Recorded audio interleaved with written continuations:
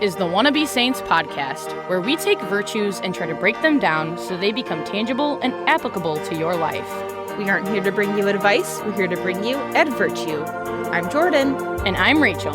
We're your hosts, and this is Wannabe Saints.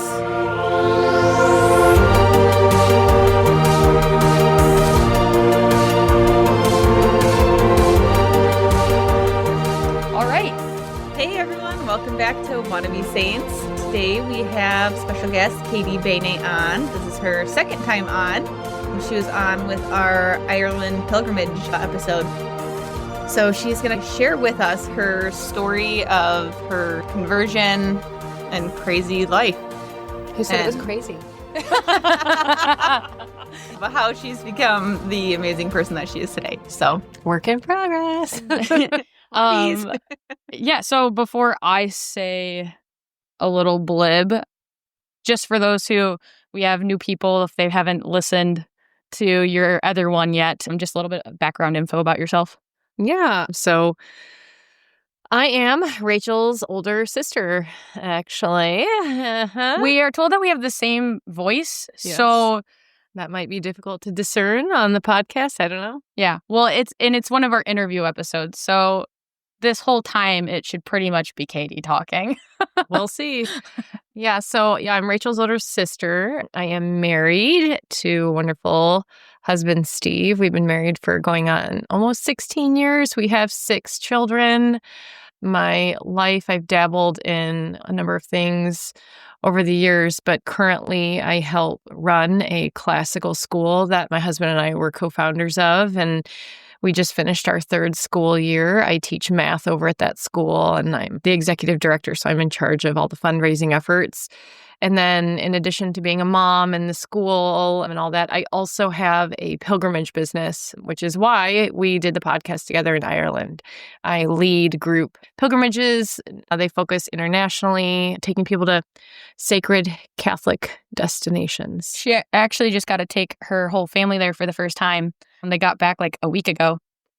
Yes, this is true. And it's the first time we've ever taken all of our kids on a pilgrimage. And it was just ourselves, not with a larger group. And I've always wanted to do that, though. So we went to Italy, which totally has my heart. And it was just a really special family time.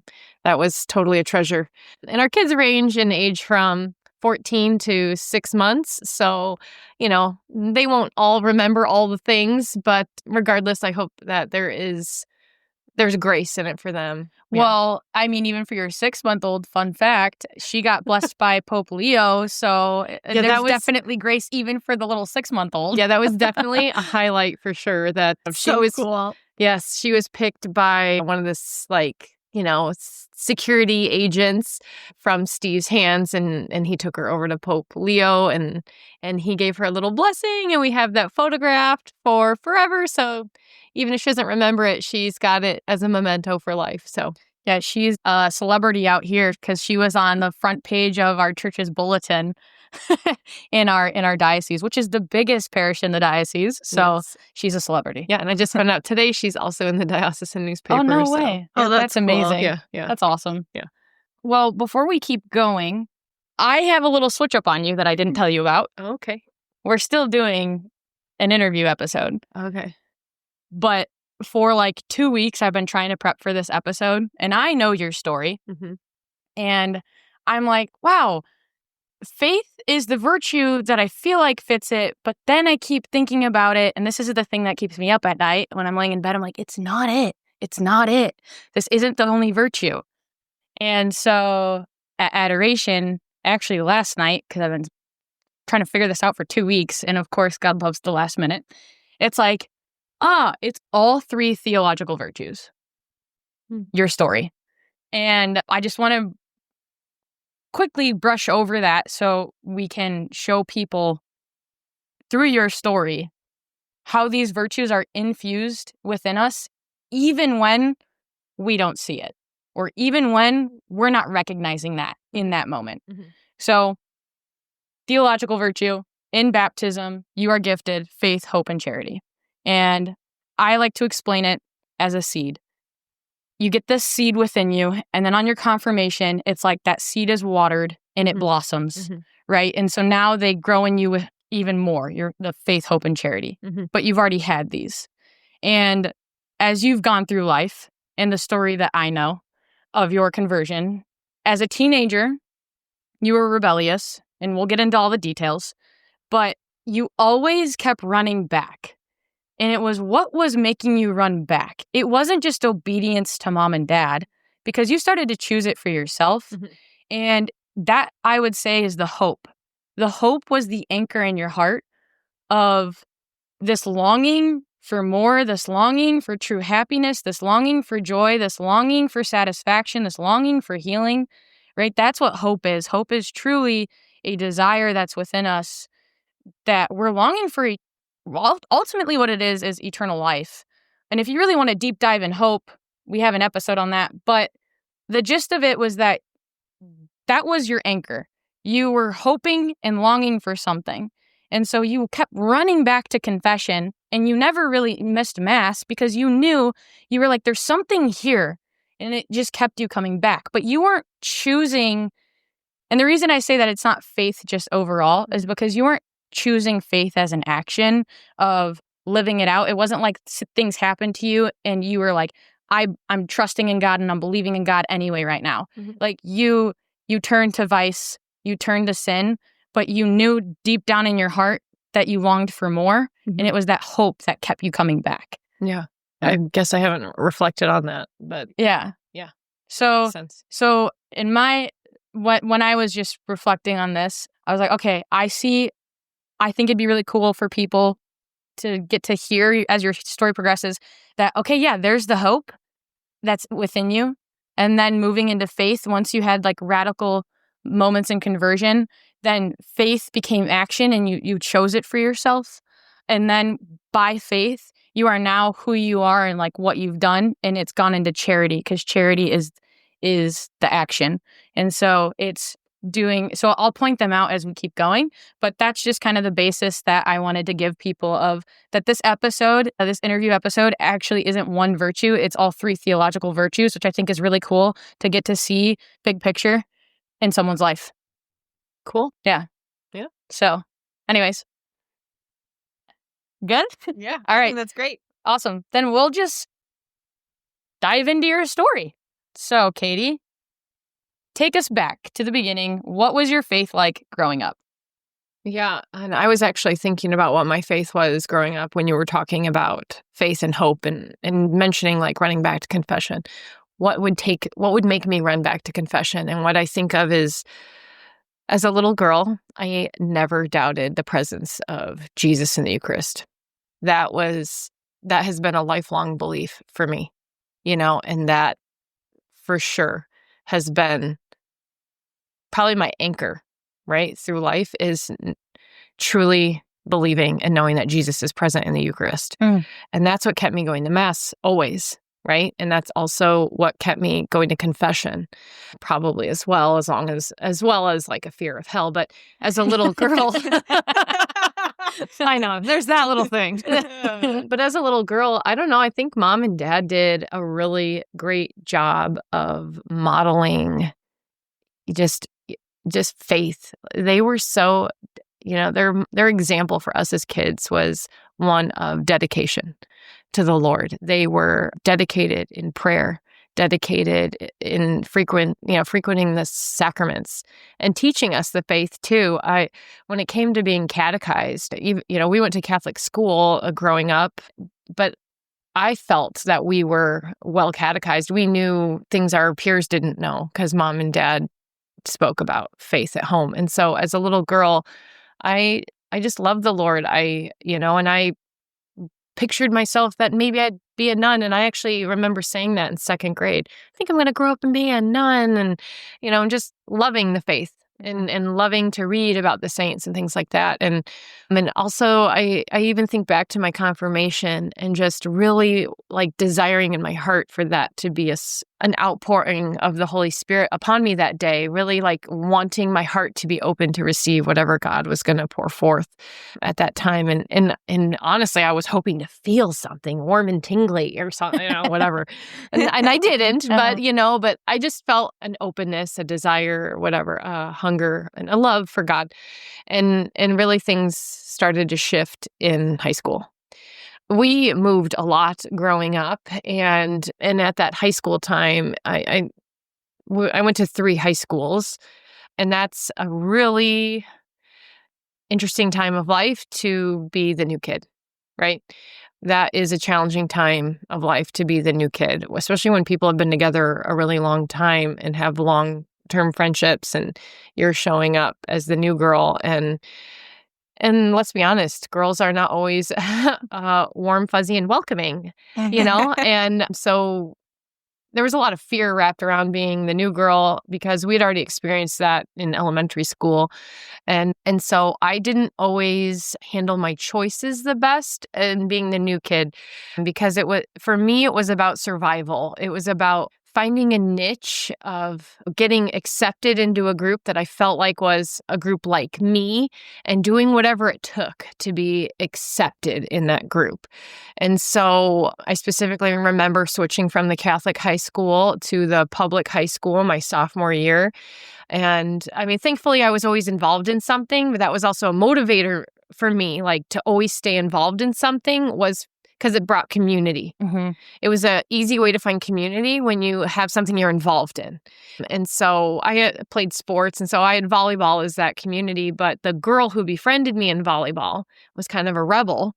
And so I did what she did so that she would be my friend, And so that was the first time I chose to smoke. And I knew that mom and dad would be very upset by that choice, Cigarettes, right? Yeah. Okay. Yeah, that's what I mean. Yeah. Thank you. Yeah. Yes. Just clarifying. Yeah. Well, the other weed is just so popular now. So smoking cigarettes. Smoke cigarettes, right? Yeah. And she did that, and so I did that. And crazy sophomore. Yeah. Yum. Yes. Mm-hmm. Yeah. And that was also when I started dabbling in drinking as well, alcohol. Mm-hmm. Getting invited to a party, and we have the parents who stay up until you come home at your curfew to like look you in the eye and talk to you. And we didn't grow up with a mom who like went to bed and we could just come wake her up, be like, I'm home, and hop in bed. We grew up with a mom who sat on the couch waiting for you to walk in that door so she could look you in the eye and smell your breath and make sure you're making the right choices. Mind you, there was no tracking either, right? Right. So yes. No. I don't know if you're going to share this at all, but my mom loves to say she lived in Katie's back pocket. Yeah. And I am naive to all that means. Yeah. Well, so what I've heard from mom, I'll just share this then, is that you would say you're going somewhere and she would follow you and make sure you actually said you were going. Or she would call the house, and if you weren't there, she would say, well, where did they go? And she would go and find you. Oh, that's nice. And she said there was one time that she showed up and she caught you smoking, but she just was like, I lived in Katie's back pocket. Yeah. I followed her and made sure she would tell me where she actually said she was going. Yeah, and that's because I burned my own bridges. So mom and dad weren't like naturally distrustful of us. No. I caused that. Yeah. And really it started before my sophomore year because I got in a lot of trouble even prior to that freshman year. Actually, that was the first time I drank. Yeah, it was freshman year. Anyway, so my wild choices started when high school started. Mm-hmm. There is within me a deep desire to be liked and accepted. Mm-hmm. I think that's true for everybody. I think some of us maybe care about that more than others in a particular way of like, it's not enough for me to have, my 1 or 2 good friends and be liked by them. Mm-hmm. I want to know everyone. Mm-hmm. I want everyone to know me. And I want everyone to have a favorable opinion of me, right? Mm-hmm. And as a teen, that opinion that favorable opinion looked different in different crowds. I was going to get the favorable opinion based on what you were doing that you thought made me cool, which is what made me a bit of a chameleon. So high school was really where I started dabbling in those things. And so then I was covering up for myself by lying or, trying to hide those things that I was doing. Or mom would ask me, why do you smell like smoke? Oh, because my friends, X, Y, and Z, they were smoking. And so it just got on my clothes and whatever. And these lies, could be seen through, and that is why mom had to start following me. Yeah. But these choices just progressed as high school progressed, and then we switched high schools again, and it was just more of those choices of wanting to be cool, wanting to be popular, doing whatever it took to be that. And so it was still engaging in those things, but and it would go beyond that. I'd go to a party, and a group of kids would be like, hey, let's do, this or that, a risky behavior. I did so many stupid things. Whatever it was that was suggested, that was like, this would be so fun if we just go and jump over people's fences, jump in their pool, get out and run away, And so that's what we did. We did stupid stuff like that. That seems basically harmless, but that ticks people off. If you're coming in their backyard, jumping off their diving board in their pool when they're in their living room watching TV, screaming, and then running away. Okay, that's mostly harmless. Yes, but, it progressed from there. I mean, then, one night I had a friend who was like, let's go steal some alcohol from open garages. And I was like, okay. And yep. And so we drove around in the car looking for whose garage was open. And not even all of us would get out of the car, but I was risky enough and also wanted to show everyone how brave I was that I'd be like, no, I'll do it. And I would sneak up into that garage and grab a case of beer and run out. I mean, that stuff could not fly now with Ring doorbells and all that stuff. But we were right. Back then. Yeah. And so, those are some of the things I did. And there's some good memories in high school, but there's also a lot of things I'm not proud of. And I made a lot of choices that were based on what other people thought of me. And I also think back to that time of life, and there are things I totally cringe over in terms of just people I stepped over in order to boost myself up, right? And that includes our family. I have this vivid memory. It was Dad's birthday, and it was my senior year of high school, and his birthday was on the same night as a varsity football game. And I didn't miss a social event. That was how it was in my mind. Like, I could not miss a social event. And if it was a varsity home football game, I had to be there. And so mom was like, no, you're going to be home for your dad's birthday. And so I sat through dinner pouting and having an attitude the whole time. And then I barely sang happy birthday, because I was so irritated that I had to be there for dad's birthday. And I was so miserable in my mood that mom ended up letting me go. Probably because I was ruining Dad's birthday. Get out of the house. And yes. And so I won. In my mind, I won, right? So I was elated to be freed and go to that football game. What do I remember about that football game? Absolutely nothing. But what I do remember is how pathetic I was to choose myself over my dad. Yeah. And that's not something he forgets or my mom. Right. And every kid at that high school, I don't even remember, like, come on, anyway, but that's where I was. Yeah. Okay. Yeah.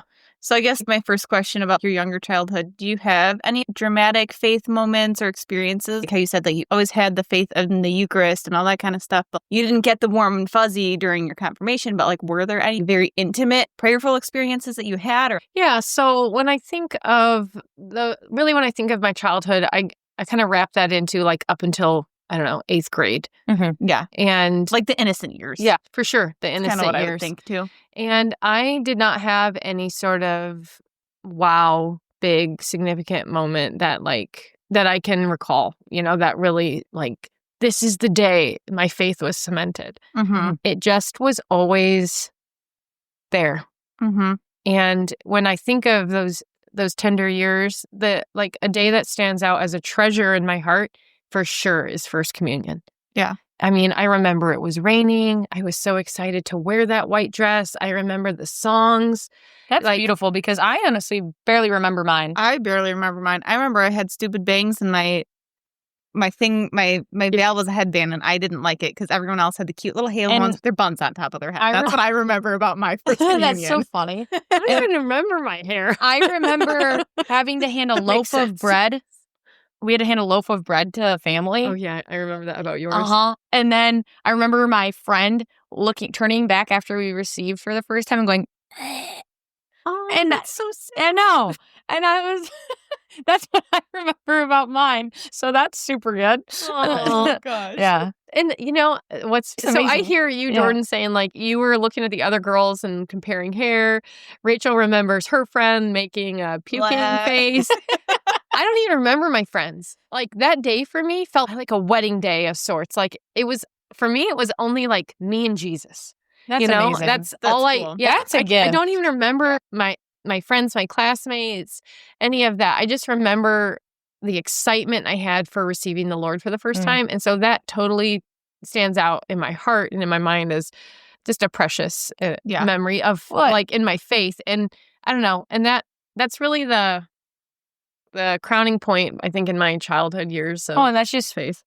beautiful. And I think just, again, it just shows that seed of faith, hope, and charity already within you. This you were longing, you wanted to be a nun. Like you longed for Jesus ultimately. And that's just beautiful that you remember it so vividly. Like that's crazy. Uh-huh.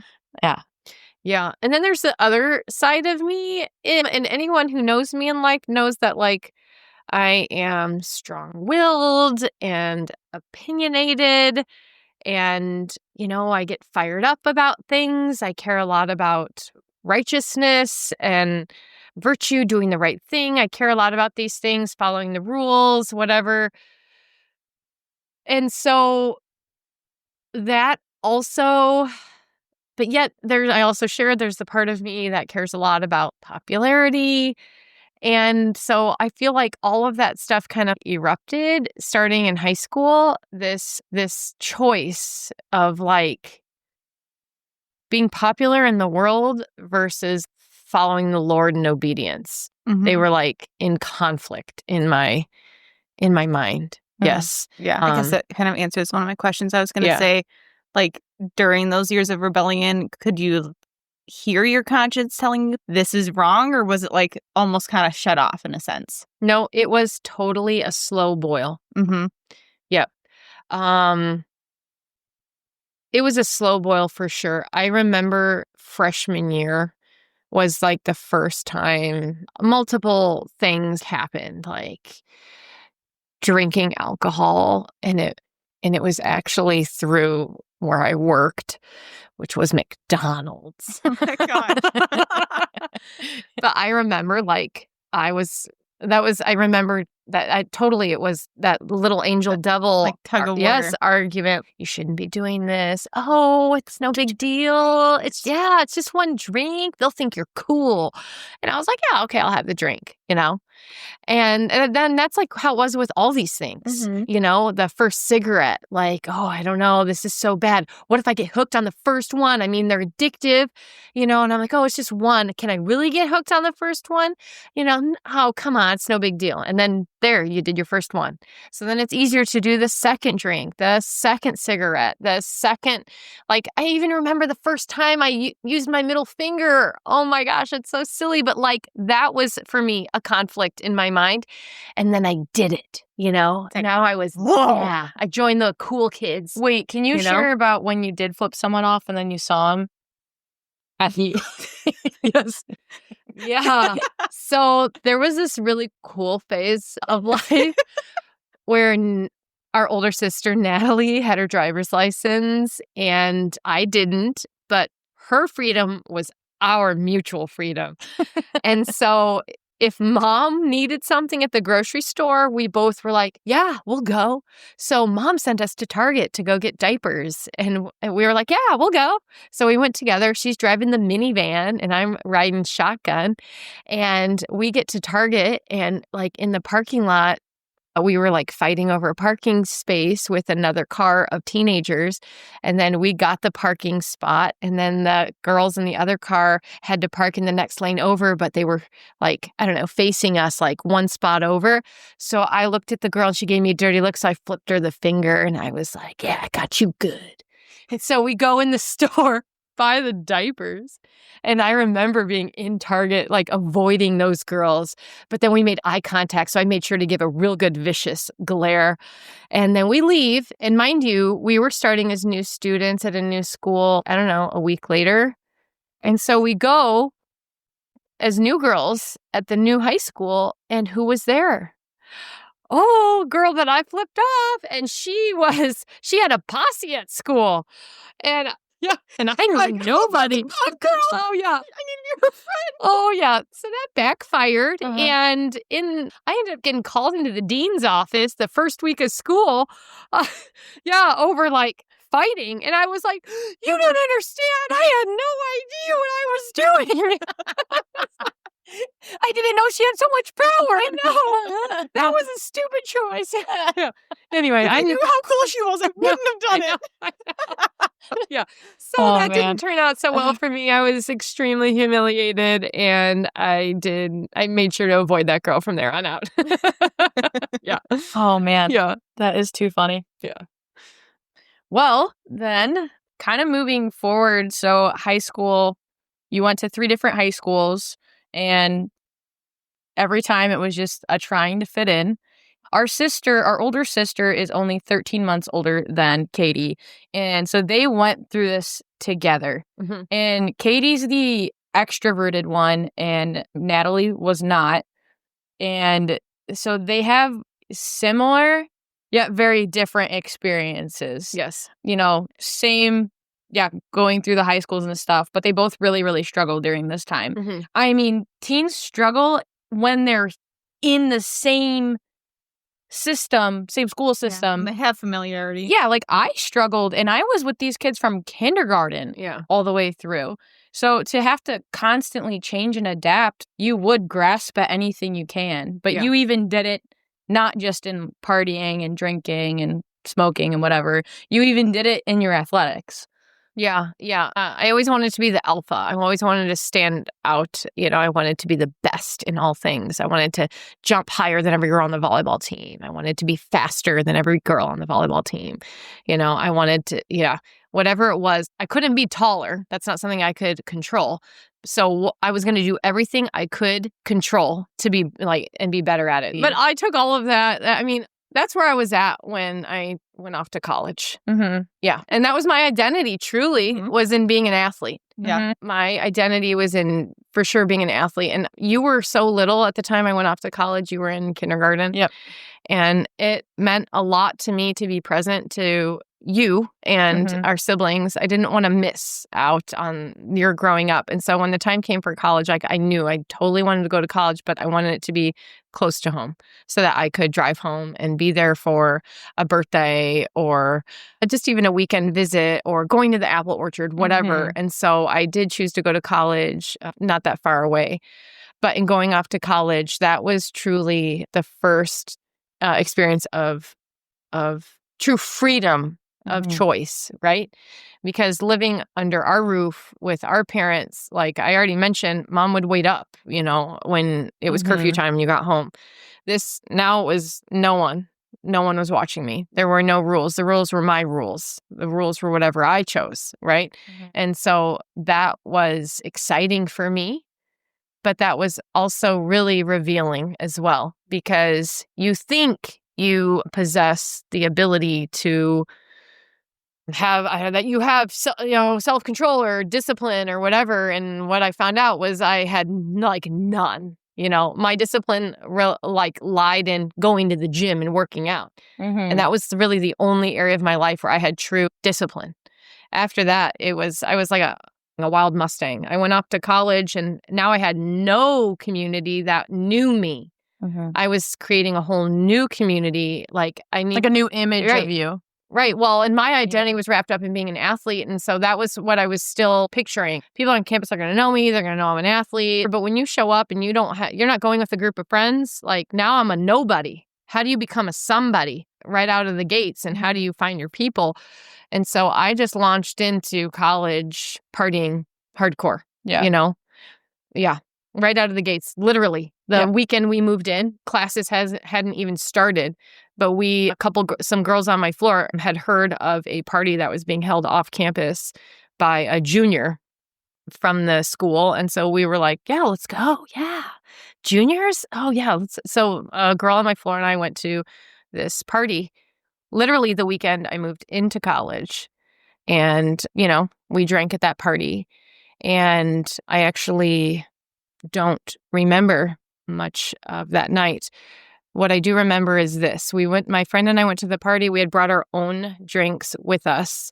And then we left together because we knew we were being smart. We were like, okay, we're only going to drink the alcohol that we bring. Like we had heard stories and things. We were going to be safe. So we brought a 4-pack or 6-pack. I don't remember. We drank our drinks and then she was like, I'm tired. Let's leave. She thought it was lame. So I was like, okay, we'll go. So we walked back to our dorm. We get all the way back and I realized I forgot my purse. And I'm like, darn it, I need to go back for my purse. She's like, I'm too tired. So I was like, okay, I'll go back.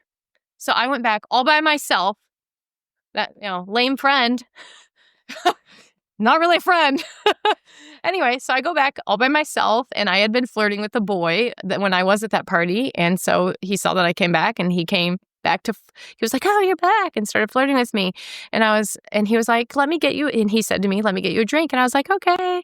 So he got me a drink and that's where my memory really goes fuzzy.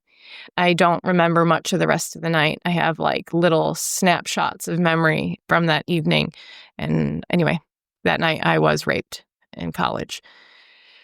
And I woke up in my own bed the next day and I was not really aware when I had woken up of what all had happened, but I woke up to my phone ringing. And so I got out of my dorm bed and answered my cell phone. And it was this boy who I'd been flirting with. And he said to me that I needed to go get things taken care of. And I was like, what? And he said, yeah, you need to go get things taken care of. And I was like, what does that mean? And he said, you need to go get a morning after pill. And I was like, wait, what? And then I said to him, what are you saying to me? Did we have sex last night? And he said, yeah. And I was like, what? And I hung up. And I was then in a complete and utter daze. I was in a state of disbelief. I was like, wait, what? I was like now trying to go through my mind of what happened the night before. And I got up, I got like ready, for the day, like showered. And this whole time I'm like in this combination of shock, disbelief, crying, confused, like trying to take in what was happening, what was reality, what was not reality. And I couldn't really piece together the night before. I have like these like flash memories. And I was in such a state of shock. I listened to this kid. I met with him on campus and we walked over to a Planned Parenthood and got the morning after pill. And I sat in the room with one of the girls, one of the counselors, one of the ladies who worked there. And her job was to tell me like how the morning after pill works in terms of this is how you take it. This is what you're going to experience after, like symptoms you might experience, and then watch me drink it, take the pill or whatever, and then leave. And the guy's job was to ensure that I had things taken care of, right? And he paid for it. And I remember sitting in the room with that lady, and I was trying to tell her, I said to her, I think I was raped. And this is the first person I said this to. This is the first time I said these words out loud. I think I was raped. And so I was looking for a rescue. I was looking for someone like her to respond and be like, okay, wow. And then a protocol, like then there, like when someone says that, shouldn't have there been like steps that you take or whatever. Nope, she didn't care. And I also then was asking her questions because I had no idea how the morning after pill worked about like, well, if there was conception, would it kill the baby? Because I'm pro-life. Like, I don't understand. How does that work? And she was like, no, if there's a baby, it won't do anything. It won't hurt the baby or whatever. And that's what she told me and whatever. And so I just took it and left anyway. And actually, I was scheduled to work that day at my job at JCPenney. So I had a friend in college who had a car who drove me. Well, I had a car, but I felt so sick after taking that. I felt miserable that I asked him to drive me home. And so he did. I get home and I got ready for work and I went to JCPenney. And that day is such that's one of those memories that, doesn't leave you. Every aspect of that day. Like my job, folding the clothes and, like processing just all of that. everything. Yeah. So I go home from work. I have told no one about this, right? Except that one lady at Planned Parenthood who did nothing. And I go home and Mom had gotten me flowers. Mom never gets me flowers. I've never gotten flowers from right, Mom. Right. And I get home and there are flowers and Mom says, I got these for you. And I was like totally shocked. And I was like, why'd you get me flowers, Mom? And she said, I just felt like you needed them. And I was a mess, right? Yeah. Yeah. And so then I knew I needed to share this burden with someone. I needed to process this with someone. I wasn't sure. Yeah. I wasn't, there was so much going on. So I called Natalie. I talked to Natalie about all this. I shared it all with her and she cried with me and she was there for me in a really big way. And she encouraged me to go to the hospital and get a rape kit done or whatever. And I kept saying, no, no, no, no, no. And then finally I relented. And it was literally like the end of the day, like 8 p.m. or whatever, when I finally said yes. And we weren't telling Mom and Dad, what was going on. And so we said we were going out to dinner together or whatever. And so Mom and Dad were like, oh, because Natalie and I didn't really get along at this time in life. And they were like, oh, they're getting along. They're going to go to dinner together, Yeah. And meanwhile, we were going to the hospital. And so I did all that. And that took a long time, actually. That whole process was really involved and lengthy. It took to the point that Mom and Dad were like, what are you guys doing? Right? Like, it's like 11 p.m. now. You're not still at dinner, And so when we finally got back in the car, Natalie and I talked about it and we were like, yeah, I don't think we can just keep like building lies to cover this. So we just need to tell Mom and Dad. So when we got back, I told Mom and Dad. And that was such an emotional moment. It's interesting. It's both, but yet it's also beautiful. Sometimes I think of the movie, what's that kids movie with all the emotions? Oh, Inside Out or whatever? Yes, yeah. Inside Out. And the emotions like hate on sadness because she's so depressed all the time or whatever. But in the end, it shows like, you see at the end, the beauty of sadness. What does sadness do? It brings compassion. It brings love through hugs or consolation or comfort or whatever, right? And even though that was like a really tragic, difficult, painful, anguish-filled moment, there's also great beauty in that moment or the outpouring of love that came into my life through the family. Yeah. But anyway, the reason I share this is because it's a very critical piece of my lived college experience. Yeah. This event happened before I even took my first class on that campus, right? Yeah. And so that colored my psyche, my frame of mind, my mental health for the next couple of years. Yeah. So how did you cope with the trauma then of being raped? Yeah. So I actually thought I had it all in the bag, I'm tough. That's what I told myself. I'm tough. But, I had multiple people like who asked me or encouraged me about getting counseling, mom and Natalie, And just a asking. quick side note for people. I mean, rape is always terrible and traumatic. But up until this point, you had been saving yourself for marriage. Yes, that is a good And point to make. So Yes. just for people to understand, even through your high school time of partying and drinking, that was something you held close to your heart. Yes. And so obviously, Absolutely. I'm not saying that if you didn't save yourself, it wouldn't be less traumatic, but that was just like another layer to something that you were saving Yes. being taken from you. Yes. And I think that's actually a good point, because that is something that bothered me deeply, is that like in high school, I had one boyfriend in particular who meant a lot to me, and that I dated my senior year. That was the most intense feelings I had for a boy in my life up to that point, was that boyfriend my senior year. And he hands down wanted to go down that road, right? And I always told him no.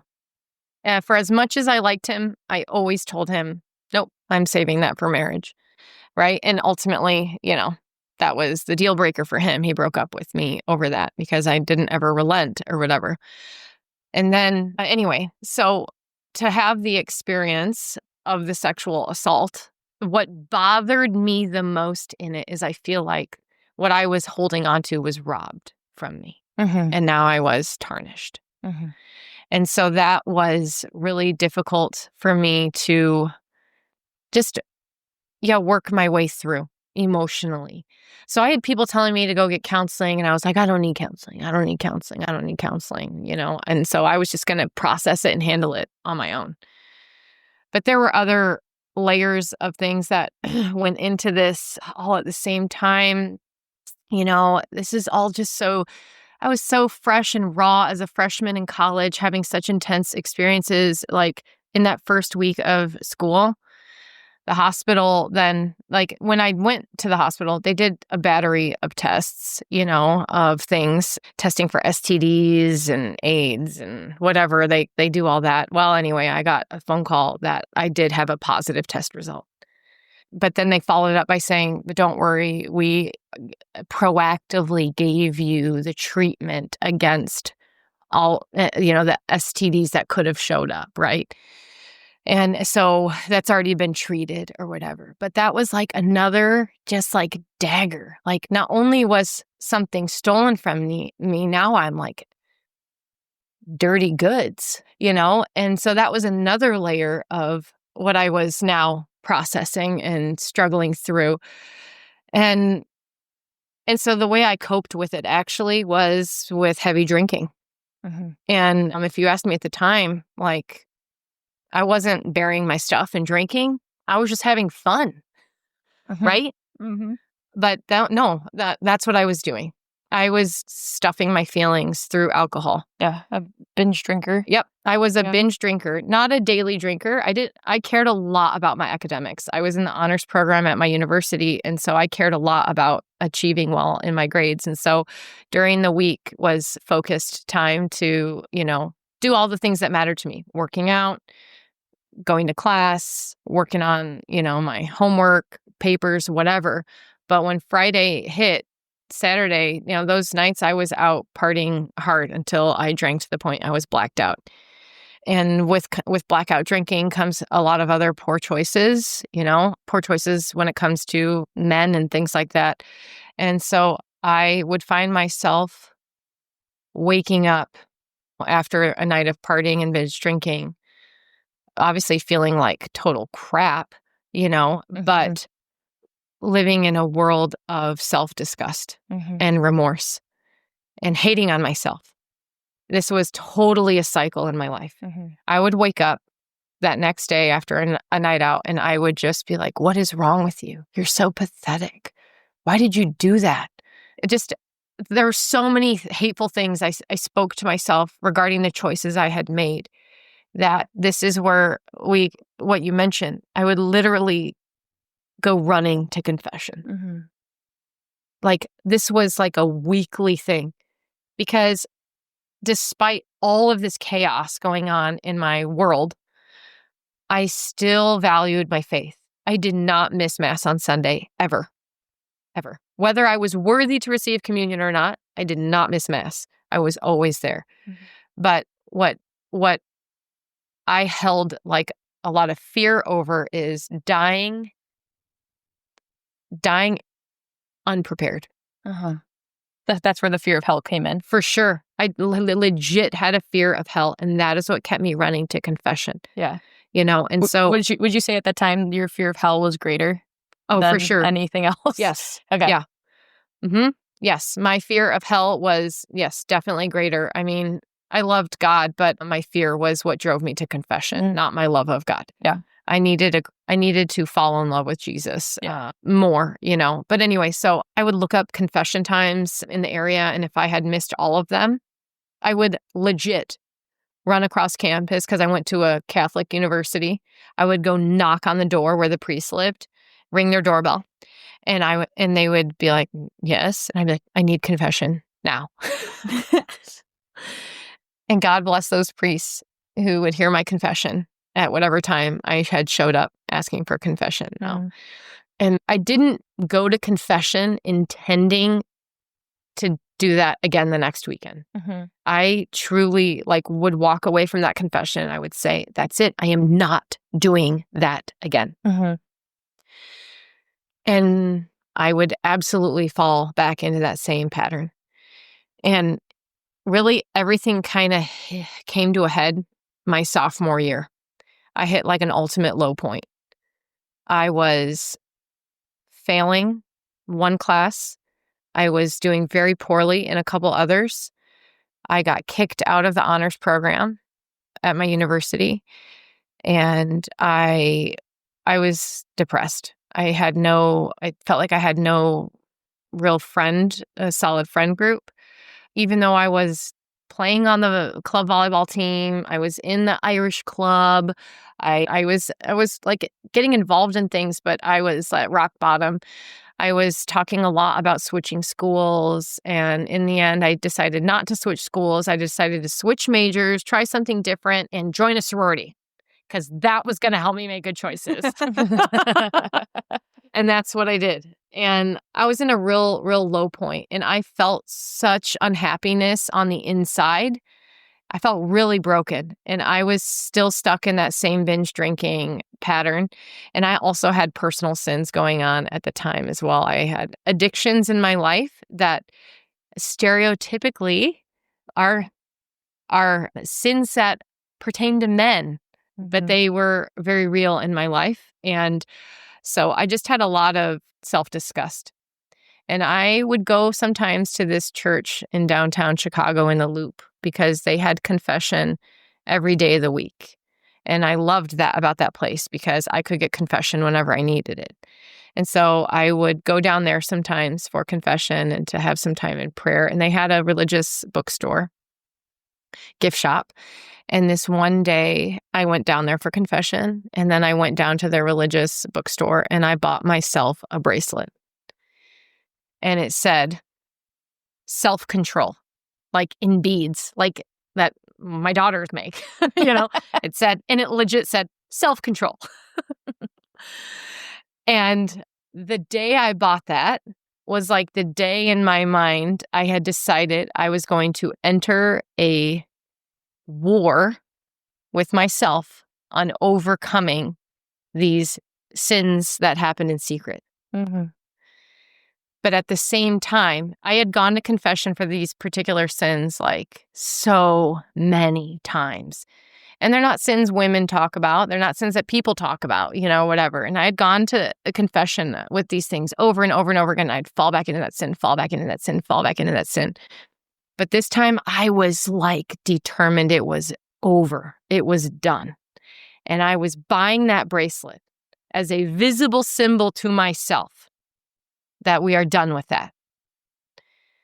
And in conjunction with buying that bracelet was the first time in my battle against that sin that I finally said to the Lord, I don't have it.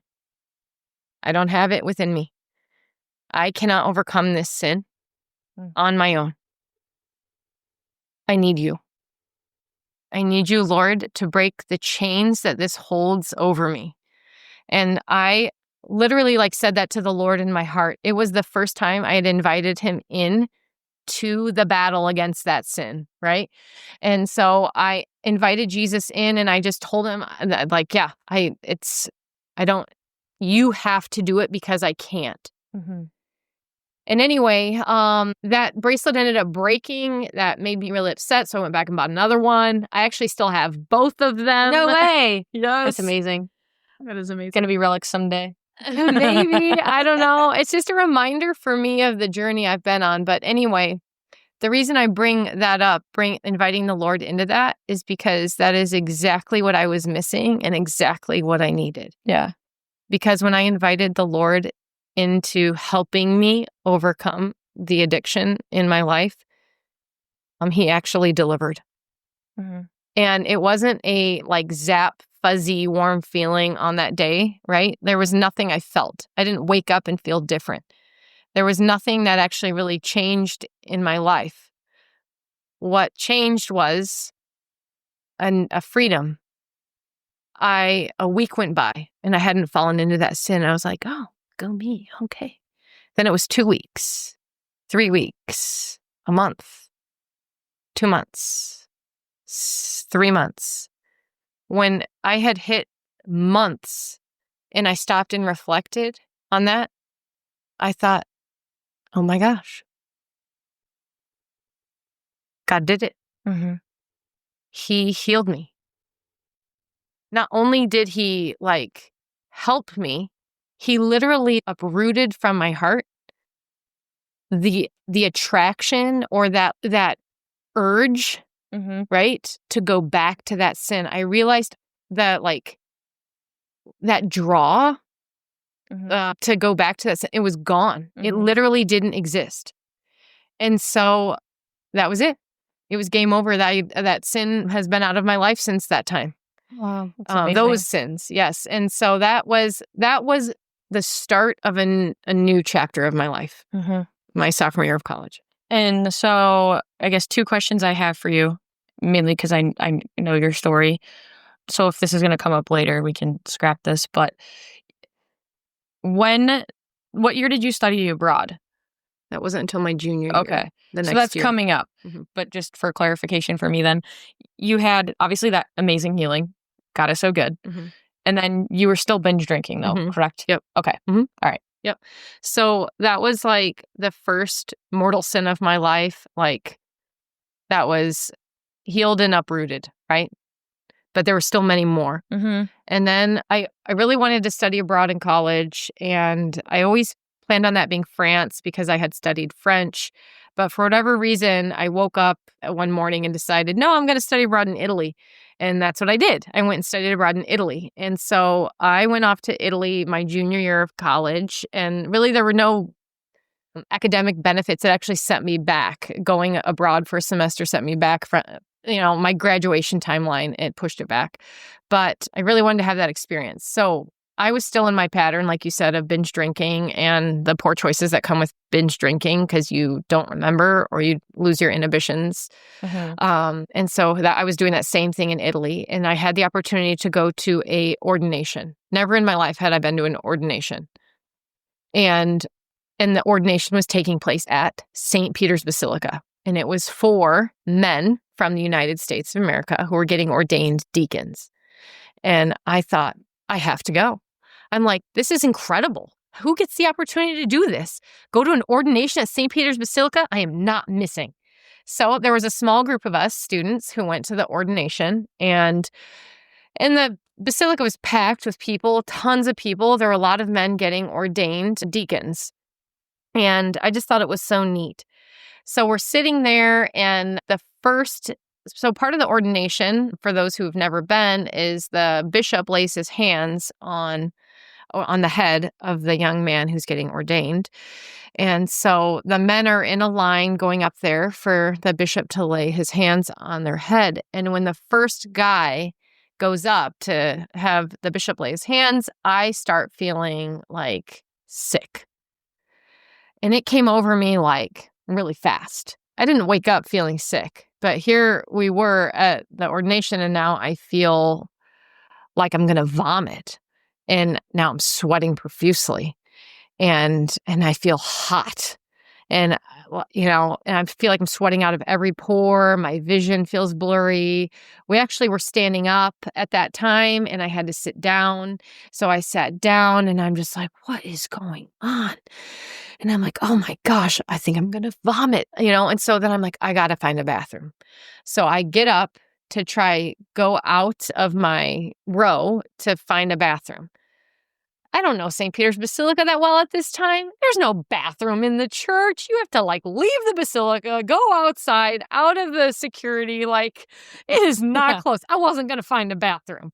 I didn't know that, but I couldn't make it that far. I made it out of my row, and I had to brace myself against a pillar. I thought I was going to fall down. I was like, wow, there's no way I can make it to a bathroom. So I was like, what am I going to do? Lay here and lean against this pillar this whole time? I look like a crazy person. So I went back to my chair and just sat there. And then I just started praying, Lord, you better take this away. I got to make it through this mass. How am I even going to get home? So that's now what I'm praying. Take this away. Take this away. Take this away. What is going on? Mm-hmm. And then I look up and I see the bishop lift his hands off the last guy being ordained. And when he lifts his hands off the last guy, poof, I felt better. And then I was like, so weird. So crazy. And then I was like, oh, this was something else. This was from God. It started when the first guy got the hands laid on his head, and it ended instantly the moment the hands were off the last guy. Mm. And I had no idea what it was about, but I knew it was the Holy Spirit that was acting upon me in that time. And so I left the ordination just really wondering what that was about. What was that about? Why were you doing this? Right. And I remember calling Mom and telling her all about it. Meanwhile, I should ask Mom this now. She's probably like, oh, I have been praying for you. And Mom probably. Mom told me she knew immediately when you told her what it was for. Okay. See, well, that was probably a grace of her prayers and fasting. Yeah. She told me, she was like, Katie called me, and I just knew. I knew what had happened, and I was so grateful. Well, and I still had no clue what it was about. And even now, when I look back at that, which was 20 years ago, right, in my life, I still don't know exactly what that was about. But I know that really was the turning point in my life. What I was lacking up to that point in my life was moral courage. I did not have moral courage to actually stand up for what I knew what was right in my heart, right?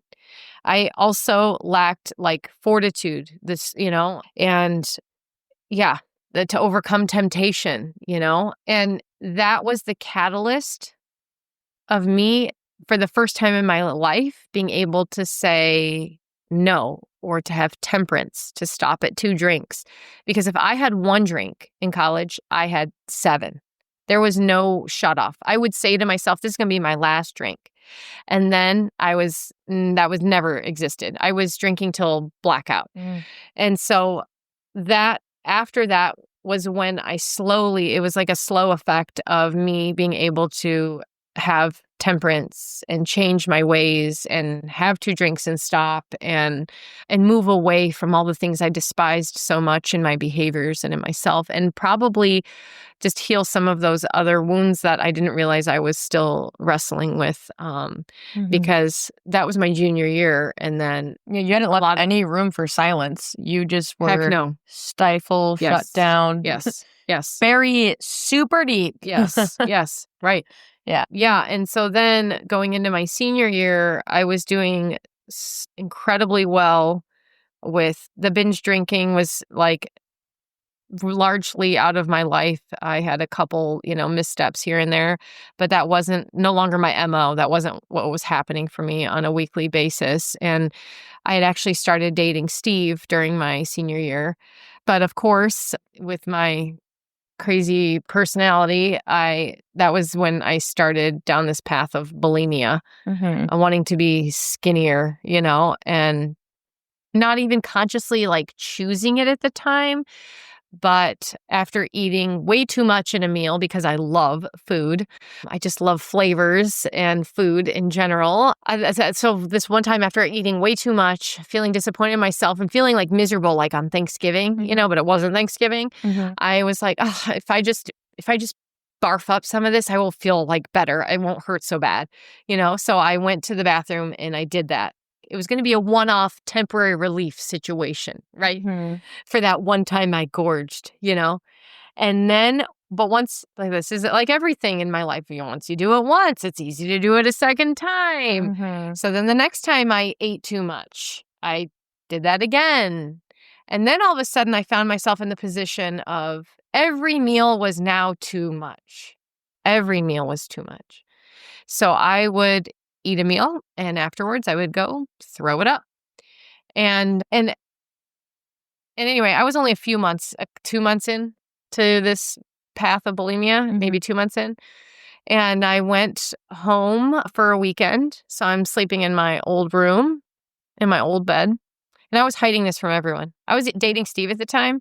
And I wasn't obviously hiding this from everyone. But one time he came to the bathroom door and was like, "Are you okay?" Because he heard, right? And then I was just like, yeah, so just something wasn't sitting right with me, but I felt like I'd been caught, so I just covered it up with a lie. And then I realized I needed to be more careful or whatever in hiding it. So anyway, this one weekend I go home and visit the family, and it's literally in the middle of the night.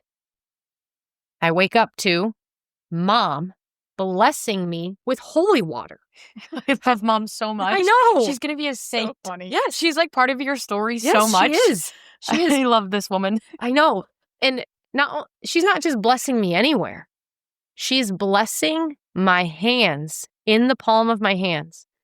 And she's blessing me right on my throat. And I'm like, "What are you doing?" And she looks at me and says, "I don't know what I'm doing, but I was told to come in here and bless you." And I was like, yeah, well, this is ridiculous. And you woke me up and whatever. And she was like, "Okay, well, I'm leaving now."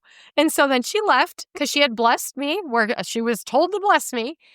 And then I just lied there in bed because I knew exactly what it was about, right? She blessed my hands and my throat. And I lied there in bed knowing that was it.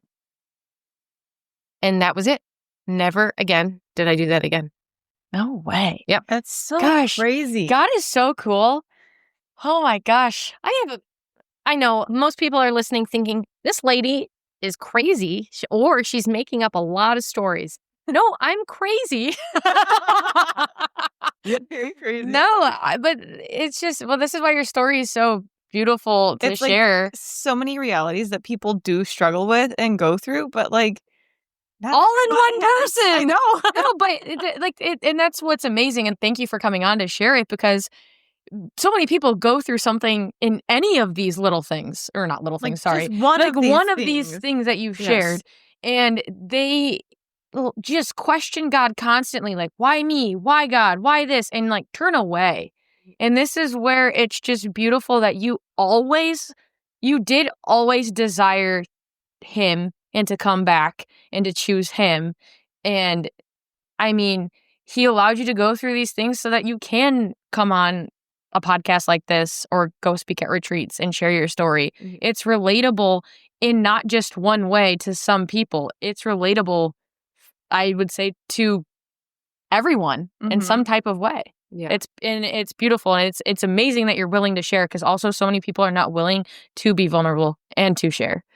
Yeah, well, the Lord has worked on me with that over the years. I used to wonder, like, what is wrong with me? Why have I done so many horrible things? Or why have so many sins manifested in my life in this way?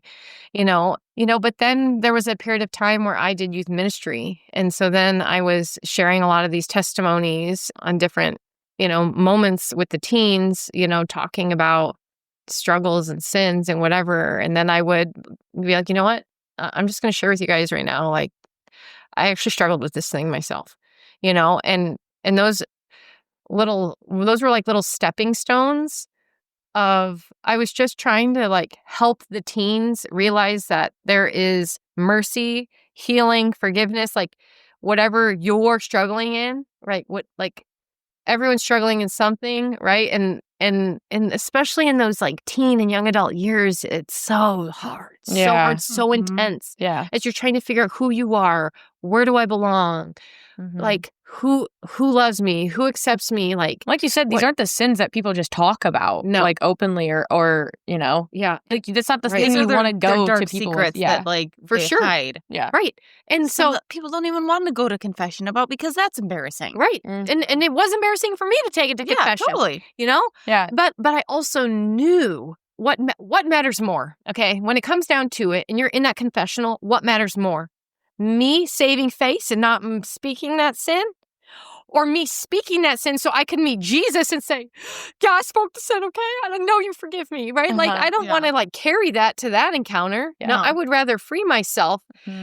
And thankfully, we also have the option of behind the screen, which is a helpful barrier when you are saying embarrassing sins. Yeah, right? Absolutely. And if you're close to a priest and you don't want to say it to that priest because you're like, he's going to know my voice, then go to the next church. He doesn't know you and he offers the same sacrament. Yeah, seriously. Yeah. Anyway, so but it was through youth ministry that I started to open up and share some of these things. And then in the end, the Lord has used my testimony in a lot of ways. And what I go back to is God brings good out of all things, out of all things. I'm so grateful for those valleys, for what they've taught me about myself, about God's mercy, about God's power. God's power was manifested in a huge way in my life through that simple prayer of helping, Lord, help me overcome this sin. I have been trying to overcome this sin. I keep going to confession with this sin and it keeps coming back. It keeps coming back. What is wrong with me? I couldn't overcome it on my own. And then it was just saying that prayer that one time, and then realizing, wow, the Lord did it. He freed me, right? I couldn't have done that myself. And so anyway, that's the beauty of the Lord. Of faith. Yeah. I mean, I didn't say this before, so I'll just share it now for people who don't know the definition of faith as a virtue. Faith is the theological virtue by which we believe in God and all that he has revealed. And it involves our intellect, will, and heart. And that is your turning point, was you grew up knowing in your mind, and your heart then came to it, and you begged him for help, and you also then had the will to do it, right? And all those things combined, and they led you out of the darkness. They led you into the light. And faith is always going to be challenged. I was reading the catechism on faith, and I think this is just really beautiful to share. Faith is always going to be put to test. You're living proof of that. Because even when you didn't always understand things, maybe deeply within your heart, there was always something there bringing you back, like I've said. And so in paragraph 164 in the catechism, it says, "Now, however, we walk by faith, not by sight. We perceive God as in a mirror dimly, and only in part.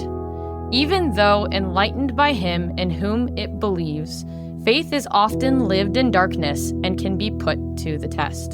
The world we live in often seems very far from the one promised us by faith. Our experiences of evil and suffering, injustice and death seem to contradict the good news. They can shake our faith and become a temptation against it." Read that last part again where it says temptation, suffering, our experiences of evil and suffering, injustice and death seem to contradict the good news, and they can shake our faith and become a temptation against it. That is so true, right? Like you can be in these dark places, experience dark things, or enduring suffering, or you just even witness, something that you consider that something that is an injustice where someone dies. And those things can push us away from our faith because it does feel shaken. But those are like also the most incredibly beautiful moments to turn to faith. And that is where like faith becomes real. That's where it grows, is in those hardest, most desperate, destitute moments. I mean, you have to trust. Faith Yes. is just trusting in God. Yes. That's exactly what the definition says. And some of the things like in my life that I already shared, like I wasn't always asking God to come into those moments or like help You didn't ask overcome for those. the binge drinking. Well, like that. right. Yeah. I didn't, right. And even with the bulimia thing, Uh-huh. I wasn't even at the point of asking God for help me to overcome that. Like he just acted in my life. But I do have a very real time where my faith did feel shaken. Sorry to leave you with a cliffhanger, but you'll hear that moment that shook Katie's faith in the next episode. Thank you, everybody, for listening to part 1 of Katie's story through her rebellious years. Stay tuned to listen to where she's at now. Thanks for listening to the Wannabe Saints podcast. If you have a question or topic you would like us to cover, reach out to us at wannabesaintspodcast@gmail.com or on Instagram at wannabe_saints. You can find the link in our show notes. Thanks for listening, and God bless.